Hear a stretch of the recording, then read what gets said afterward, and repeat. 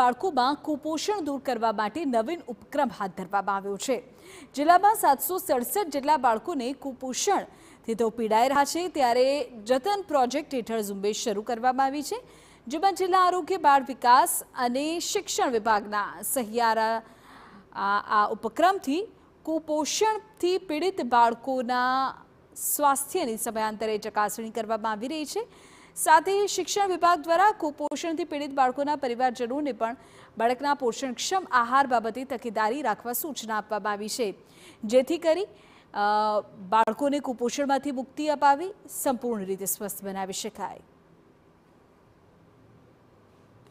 આ એક ટીમના અંડર 10 થી 12 જેટલી આંગણવાડી આવે છે, તો એવા બાળકોની રેગ્યુલર મોનિટરિંગ આ લોકો કરે છે અને માઇક્રો પ્લાનિંગ પણ કરતા હોય છે। જસ્ટ ઇન કેસ કોઈ બાળક છે જેના ન્યુટ્રિશનલ પેરામીટર વીક છે, તો એને કેવી રીતે આપણે ન્યુટ્રિશનલી ઇનપુટ આપી શકીએ, હેલ્થમાં કેવી રીતે આપણે ઇમ્પ્રુવમેન્ટ કરી શકીએ, સો દેટ જો બાળક છે એ ફરીથી આપણે સુપોષિત કેટેગરીમાં આવી જાય, તો એવા પ્રયત્ન ચાલુ છે।